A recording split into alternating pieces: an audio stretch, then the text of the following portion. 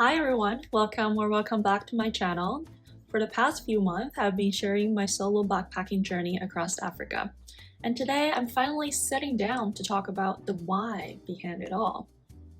For those of you who've been here from the start, you may know my last job ended unexpectedly right in the middle of my business school application. I've linked that story down below if you want the details. But this video isn't about the end of that chapter, it's about why I chose to write a completely new one. When aiming for top-tier business schools, the conventional wisdom is to immediately find another job to avoid a gap on your resume. I chose the opposite. I bought a one-way ticket to Africa. It was a risk, to be honest. I didn't know if admissions committees would understand, but simply put, it was what I needed to do. I finally had the time and the means to step away from the corporate temporarily to see the world firsthand and to do something that wasn't directly tied to an institution's profit margin. I was hesitant to share my reasons until now. But recently, I started hearing back from schools. Good news one after another, and it confirmed my belief. Stepping away from your profession isn't necessarily a gap. It can be a period of intense growth and skills acquisition, and to frame it that way. So, without further ado, I want to break down my reasoning into a few key aspects. I will even share one that I never thought I would talk about publicly because it kind of goes against my rule of if you don't have anything nice to say, then don't say anything at all. But being open is the point of this channel, to document the journey, the good and the bad.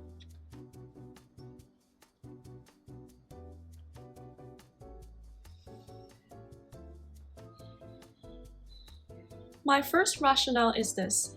Choice is more important than hard work. Finding the right direction for you is more critical than blindly grinding in the wrong one. After spending over 2 years with my previous employer and spending time rotating from their US headquarters to an offshore center in China, I got a first-hand look at a local working culture I would only heard about. And it made me realize that this particular environment was kind of misaligned with how I view leadership and my own growth. I want to be clear up front though, I am deeply grateful for the global experiences and for the many capable leaders I was lucky to partner with, both in the US and in China. I also appreciate the managerial opportunity I was given. My point here isn't to talk negatively, but to share my honest observations and how they fundamentally shaped my next decision. Because here's what I believe. Entitled leaders won't lead. A leadership position isn't a right to be served, but a duty to grow others. What I observed, however, was eye-opening. Personally, I was shielded from the worst of it all because I came in with my own experiences and I had my own team and scope, operating fairly independently. But the stories from my colleagues were staggering. Let me briefly share a few patterns that I saw and what I heard. First, a culture of psychological manipulation, or PUA. For those unfamiliar with the term, I've added a brief explanation of PUA work culture on the screen. Getting an at everyone ping on a Friday night at 9 p.m. demanding an immediate response to a question like, who is managing this project? Isn't it a manager's job to know their team's workload? If it was a technical emergency, I would understand, but this, on Friday night, it stopped feeling like productivity and started feeling like a power trip. Our real goal wasn't getting an answer, it was a reminder of who was in charge. Or a colleague receiving a random text on a Saturday after 10 p.m. when they didn't reply until Sunday noon, the manager's follow-up was, Did you really go to sleep by 10 last night? Even more shocking, this late response was then brought up in their next one-on-one as an area for improvement. Second, entitled behavior and unethical requests. I saw managers asking colleagues for their personal receipts to use for their own tax deductions. There was even a compulsory promotion fee, a team building fund that everyone had to pay into. If you showed unwillingness, it was seen as insubordination.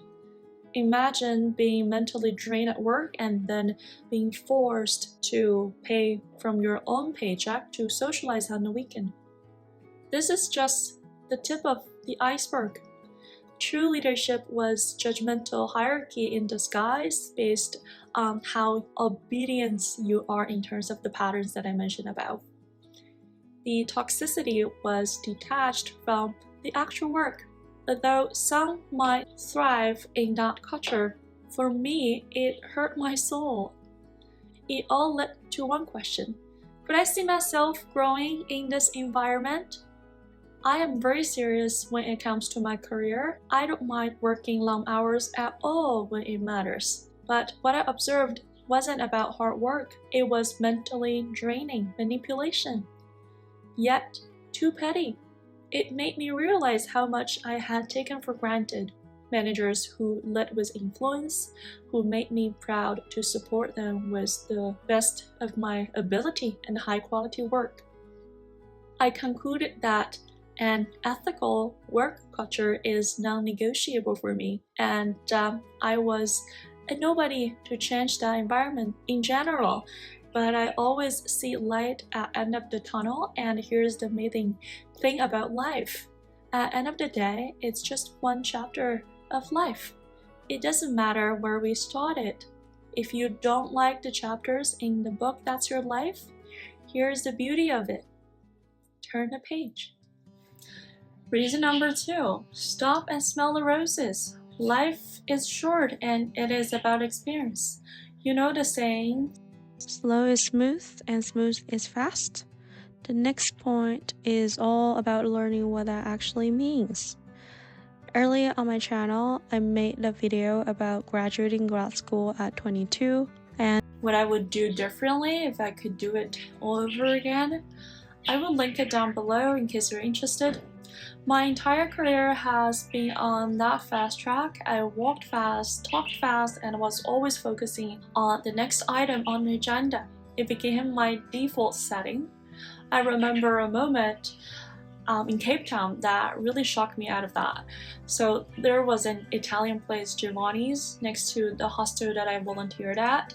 Every time that I went, I would ask for my latte to go, always seeming like I was in a rush. One day, the barista looked at me and asked, "What's the hurry? Why don't you take a seat?" It caught me kind of off guard because the truth was I didn't have anything else lined up that day. The hurry was just a habit. I was so programmed to rush to the next thing that I didn't even realize there was no next thing. I was just rushing to rush. I've thought about that moment a lot. In fact, when the idea of buying a one-way ticket to Africa first crossed my mind, my initial reaction was that it went against my entire religion, my religion of productivity. My inner voice screamed, "But that's not doing anything. You're not making any progress." But another quiet voice responded, "You've always wanted to go to Africa. The reason you haven't is because you never wanted to go there for just a week. You wanted to immerse yourself. And this is the perfect window. You might not get it again after business school." Eventually, I had to make a choice. I was going to do what looked best on my resume or what felt right for this specific chapter of life. And this Africa experience was so much more than just traveling. It was a deliberate choice to become a participant in my own life. I gotta throw myself into activities I've always wanted to try but never had the space for, like working in a backpacker hostel, dealing with intense people interaction every single day, contributing to social causes, feel like I could actually help make the world a slightly better place, doing absolutely nothing on an island of Zanzibar in the Indian Ocean and learning it's okay to be that, and pushing my physical limits to the extreme, see how my body battled mountain sickness and I was truly capable of. None of these profound experiences are possible when you're in a full-time job with your sights locked only on the next prize, aka the next promotion. This journey taught me that sometimes the most productive thing you can do is to slow down, be present, and truly live the experiences that shape who you are. Point number 3 was about strategic pivoting. I knew that taking another short-term analytical role wouldn't add meaningful value to my profile or serve my post-MBA goals. My target is a revenue-generating, client-facing powerhouse, and to get there, I need to hone a completely different set of skills like nuanced communication, interpersonal influence, negotiation, and charisma building. These simply aren't the focus in technical mid-office positions, and after my previous culture experience, I was determined to find a better way to grow. That's why I decided against another short-term job. Instead, I've created a custom curricular for myself.